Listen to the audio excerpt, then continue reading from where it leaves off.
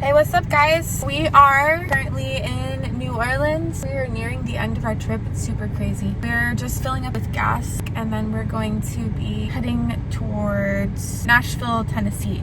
We're going to be probably staying there for 1, possibly 2 nights. So I'm talking really weird. I have my retainers in Invisalign things and they make me like kind of lisp and stuff. But yeah, so we're at the gas station right now. I think we're going to stop and get a little Starbucks for the road, and yeah, we'll see you guys soon. So we're still at the gas station. I wanted to like try to film what was going on, but I also kind of felt weird about it because we're just in public and I didn't want to like exploit. But Johnny was talking for like probably almost 30 minutes with someone that was struggling, possibly homeless. I don't know. I wasn't there for part of it, but he was really trying to encourage him and just talk to him about life and decisions and just encourage him. I feel like a lot of times they'll ask for money and stuff, and it's really easy to just give them like change or like a couple dollar bills or whatever, but it's like sometimes I think knowledge is power, and like teaching them what you might know about life or just encouraging them. Sometimes they just need somebody to talk to and someone to like actually listen and just instill hope into them because they've been through a lot. You know, life may be rough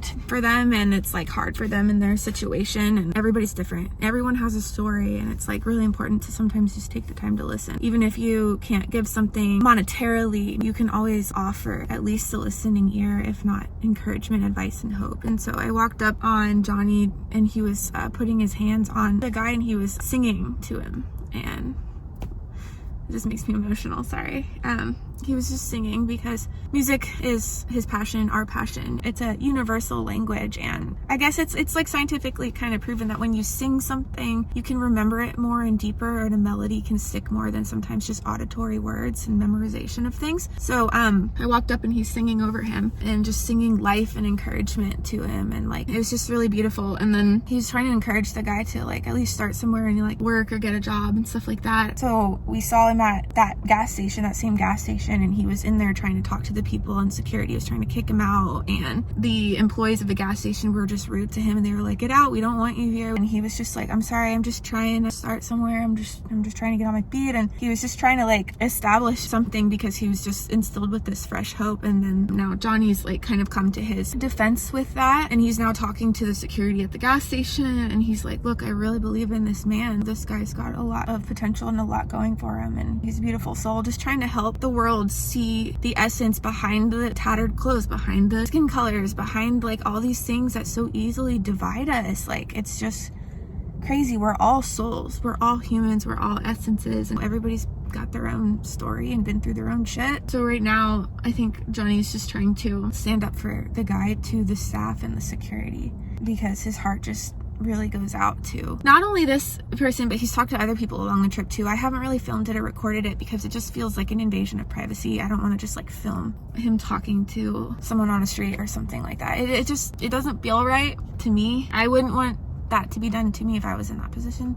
But yeah, Johnny's just got a real heart and a real passion for like helping people in like poverty, because he himself like wants to break out of a lot of poverty mindset things, because sometimes poverty is a mindset as well, kind of a mindset you're raised in, or socioeconomic status, whatever. And he has battled some of that, I've battled some of that, and we're trying to always evolve and grow and learn more together. You know, you kind of go to school and you learn like math and science and stuff, but a lot of school systems don't teach a lot of things about business or finance or how to be successful in the world. And the world's hard. You go into college, it's like, okay, you're on your own, like figure it out. I mean, it's hard. And so he's really passionate about wanting to see not only himself and like us, our family, successful and pursuing our dreams and our passions and like being more well off, but he wants to raise the vibration like collectively. And so he very easily gets into these conversations with people and tries to talk to them to at least instill what he's learned so far, because he's kind of in that in between of like, hey, I've been there, because he's basically been almost homeless before. And it's powerful when you can say like, I've been where you're at, and like here's the things I've learned so far, and here's how like this might be able to help and encourage you, because like I've been there. It's totally different from somebody just being like, hey, do this or try this or here's some money. I think it's different when somebody can like actually relate and just be like, I feel you, like I've been where you're at, and like here's what I've done, and like how I've worked through some things and some mindset shifts, and like how I overcame some depression around this and like found hope again. So he just tries to repeat what he learned, and I love that about him. He's such a beautiful soul. He's just so authentically passionate about helping people and bringing like life and encouragement and like joy wherever he goes, or peace. Like he carries it so naturally and so well. I mean, just to walk up and see him like singing words of encouragement. I just love my man so much, and I just had to get on here and share. That's why we're still here at the gas station, and we're just blessed to be on this journey and help people. At the end of the day, that's really what life is about. Not about us and living for ourselves. It's about living for something greater and for others and helping others. So that's the update of where we're at right now. Hi, baby. Do you want me to not film? I'm filming.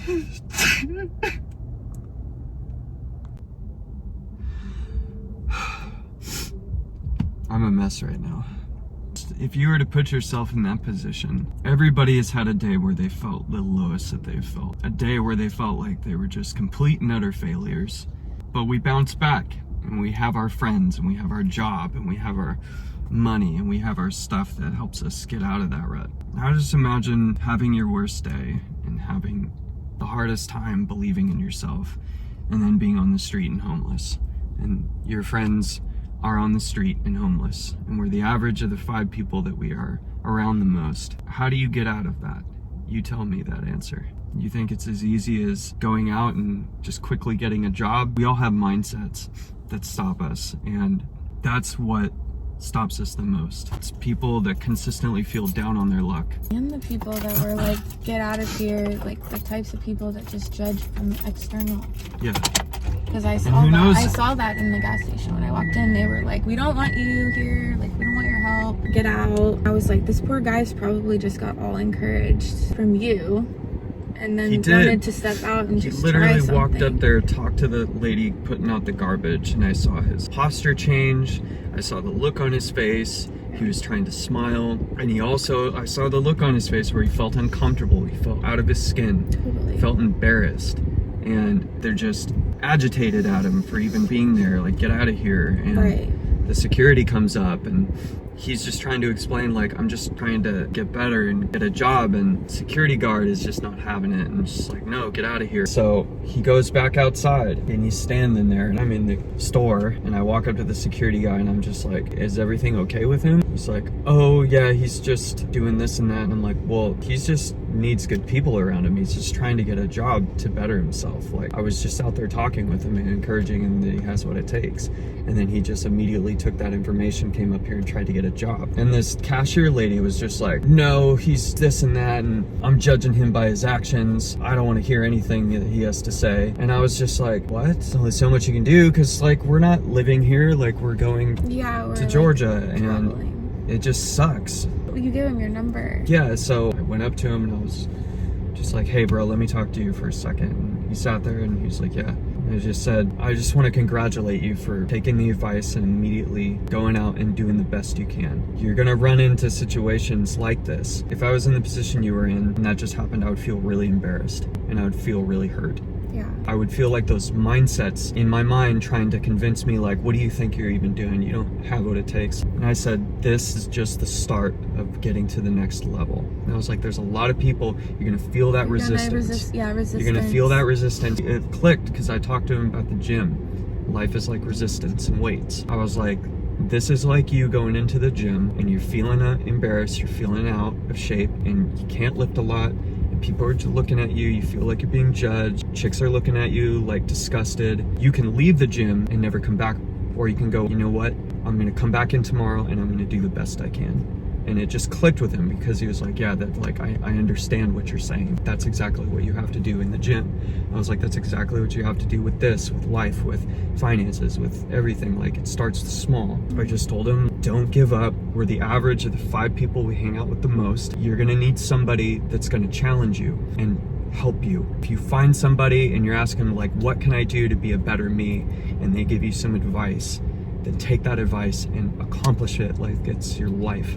And so with that, I gave him my number, and it's on a piece of paper, and I was like, here's your challenge, here's my number. Do not lose this. I just gave you $20. You're always gonna get money for food for different people, that's fine. You can always take a little bit of that and save. And I was like, if you take a little bit of that and you get a burner phone and it's just $20 or something. Here's the goal. Just take this number and go, my goal is I'm gonna get a phone and I'm gonna save this and I'm gonna call him. And I was like, please do that, bro. Like, I believe in you. You just got done saying, like, I'm a king, like, you're a king. Like, you have what it takes. You have what it takes. People are just buzzing by and walking by, and he's standing next to me and he's looking at people in suits, like looking at them like, how you doing? Like, trying to position his self-worth in a way that he can talk to people on that level. And it's gonna be tough for him on that first round. I walk out and the security guy was talking to him and I jumped in. I was like, yo, he's just like, he's trying to do the best that he can. The security guard looks at me and he's like, well, then you help him. And I was like, I'm going to Georgia. Do you know anybody that can help him? He's like, well, then get his number. You stay in contact with him. And I know he doesn't have a phone. That's why I was like, you know what? It's a long shot. I'm gonna give him my number. Hope to God he doesn't lose it. It's just like, okay, here's goal number 1, bro. And he was like rocked. At the end of it, I gave him a big hug and I was like, bro, I love you. You're not alone. He was just like, hey,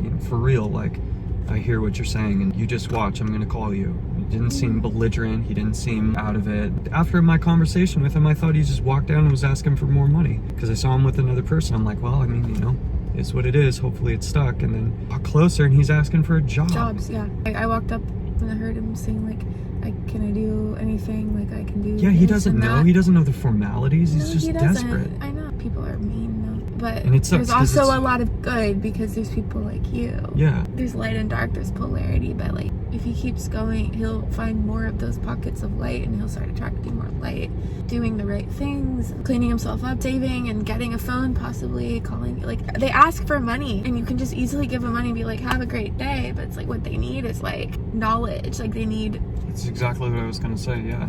They need to like that's all they know is, understand like, what to do. Yeah. Not only knowledge, but I think hope. Really? You can know some things, but still be hopeless and depressed. Like, it's just not gonna happen for me, and like kind of stay there. Or you can like make that choice even when you're not feeling it to still like choose to be hopeful and still choose to get up and do the next best thing. And that resistance training, you know, even when your muscles are like freaking sore as hell and like aching and you are just like, I don't see gains yet, you know, it's like you still have that choice. It still comes down to that. Yeah. I just feel like sometimes more than just your spare change, like they need knowledge and hope and encouragement. What you just did shifted his actual mindset. Yeah. Even though he met resistance immediately, it still planted that seed. I love you, baby. I love you too. I really hope I hear from him. Yeah, same. I've noticed this trip you've been talking to people. Yeah.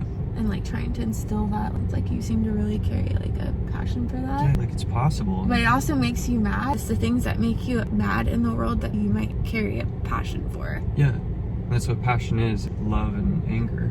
Yeah, you're doing amazing. You're just such a beautiful soul. Thanks. Like, We all have each other, man. Yeah. We have friends that were homeless and lived on streets. well, and you know, you've basically been there. Like, you lived in a garage and stuff, but like, Yeah. you were almost to that point of being, you were broke and like, not homeless, but like almost homeless. And so your own story can connect in these ways with people. I think that's more powerful than just somebody being like, yeah, here's a $20 bill, like go get yourself a job, versus you can be like, I feel you. I've been similar places to where you're at. I've struggled with these thoughts too. Yeah. The depression around it, the hopelessness around People it. need to know they're not alone. Exactly. We're all the same. Exactly. And I think honestly that instilling that hope and encouragement is like such a big piece of Dude, it really is. Yeah. Found out he's a musician. Is he? And he was like, check it out. And he started rapping a line for stuff about like where he's come from and that he's trying to like be more than what this is and be the next level. And so it was really cool because then after that, I talked to him and I was like, all right, well, you gave me a piece of your art explaining, so I want to give you a piece of mine. And so I sung him one of the songs. I just thought that was perfect for him. Alright, well, we're gonna keep hitting the road. Just a piece of realness and rawness of the world instead of all the fun adventures of look what we're doing type stuff. This is the stuff that I think life is about. This is the stuff that's just as important as like, oh, look at our amazing trip and wherever. Don't forget that some people are just one stop away from their life being changed if you just stop to look and be like, hey, I see you and here's some life. There's some nuggets. Like, I don't know knowledge. you, but I love you. Right. Yeah. and I'd like to get to know you. We've all gotten to where we're at right now because other people have invested in us. Very true. Like, nobody watching this episode right now has gotten to where you're at because you did everything yourself. From the day you were born, you had people helping you, otherwise you would die. And where you're at right now, as far as your mindset, as far as your job, as far as your skills, happened because, you, but also people invested in you. Yeah. You've been influenced by people. And so don't forget that you're an influencer. If you're doing good, then you're a wealth of knowledge to somebody else. Yeah. And do something with it. Your gifts, your stuff that you have is meant to be blessing other people. Yes. So do it. There's the magic. All right, we're gonna hit the road. Love y'all. We'll see you later. Okay, so hey guys, we are in Nashville. We officially just got here. That was a long day of driving, about total hours, yeah? Well, for you, longer. Because of the trailer. Again, we ran into a situation with the hotel not working out. I showed up and the doors were all closed and locked and nobody was there to even check me in when I got there first. And even though we told them we'd be getting in late and they said that was fine. So that happened, but it worked out because... Yeah, and what else happened? What do you mean? You got there and you tried to call me. I got there and I tried to call you? Yeah. And I wasn't answering, so then you had to sit there for how long? Well, I wasn't there that long, but I was freaking out because I couldn't reach him and his phone just went to voicemail and I'm like, that's not normal. We each have chargers in our car, so I was like, instantly my mind sometimes goes to these like really bad places. No, he just went through like a poor service area and that was all, but I was trying to reach him for, I don't know, probably a good 20 minutes, and then I was sitting outside the hotel for maybe about 15-20 minutes trying to figure out what to do because nobody was answering and the doors were all locked and we couldn't get into our room. So fun. Yeah, fun night. Little learning lesson is if you're ever booking hotels online and you're getting there later at night, just call and double check that they're actually gonna be there. Yeah, like, and hey, like tell them the time too. Because when we book these places, we watch and, office hours open 24/7. It said open 24 hours, Yeah, the office so was, but if you're gonna they show lied, up, they lied. If you show up, just go, hey, I'm gonna show up 11, 12 o'clock, 1 o'clock in the morning, whatever. Is your front desk still gonna be open? Yeah, but again, the shitty situation wound up working for the best in my opinion because check out this awesome... You should start him right at the door. Yeah, okay, well. So check out this awesome setup that we wound up getting. So it led us to get another hotel at the last minute, but for a good deal. And look at this, look at that.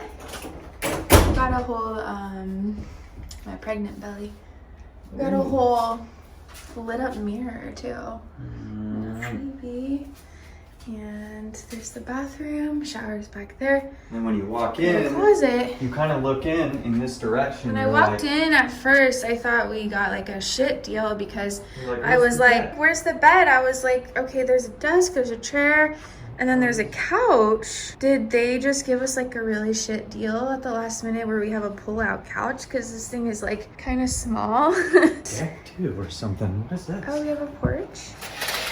Oh wow, that's we do pretty have cool. a porch. But yeah, I thought that like this was it and I was like, oh damn, like that sucks. But then I totally didn't see because the lights were off at first when I walked in. I totally didn't see this room. Oh, sick. Look at this. I know. I don't know if you can tell, but it's a lit up backboard painting thing of downtown Nashville. So we are here. We are officially in Nashville. And we're tired and we're hungry. And where are we gonna go eat? We're gonna go to a southern, more of an East Coast thing because I've never heard of it. West Coast. It is an East Coast thing for sure. It's called I'm thinking like Cracker Barrel, but that's not it. No, what's it called again? Waffle House. Waffle House, yeah. Yeah, so we're gonna go to Waffle House and get some omelets and eggs and breakfast food late at night, and then we're gonna probably pass out. Yep. So we're gonna close this out here. But yeah, we're officially safe and in Nashville, and I don't know what tomorrow looks like yet, but I'm gonna see one of my good friends, one of my old drummers from back in the day. We go way back. We even played a couple prison shows together. And yeah, I'm pretty stoked. I haven't seen him in years. That's exciting. Yeah, so we'll do that tomorrow and We'll see what tomorrow holds. hey, all right, see you guys later. Good night.